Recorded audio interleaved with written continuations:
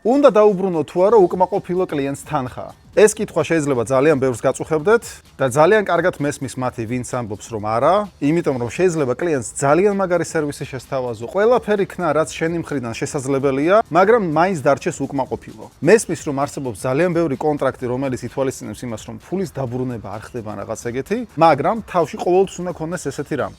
100 კლიენტიდან როგორი მაგარი ბიზნესმენი, პროფესიონალი არ უნდა იყო, შეიძლება 1-2 მაინც დარჩეს უკმაყოფილო. ანუ შენ ვერასდროს ვერ გააკონტროლებ კლიენტის ქცევებს და რატომ ვემხრობი ფულის დაბრუნებას მაგასაც გეტყვი. ჩვენ ვცხოვრობთ სამომხმარებლო ტერორიზმის ეპოქაში. ანუ, როდესაც კლიენტი ყოველთვის მართალია და თუ რამე არ მოეწონა, შეიძლება გიჩივლოს და აღმოჩნდეს ციხეში.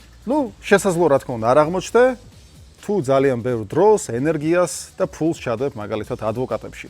მაგრამ ასეთ შარს რო თავი არიდო, ყოველთვის იცოდე რომ 100 კლიენტიდან შესაძლოა მინიმუმ 1 მაინც იყოს უკმაყოფილო. რისთვისაც ცალკე დანაზოგი უნდა გქონდეს. რომ უცბად ტიპი უკმაყოფილო თუ დარჩა, დაუბრუნო მას თანხა. და შენ როგორ იქცევი? უბრუნებ თუ არა უკმაყოფილო კლიენტს ფულს? დაწერე კომენტარებში.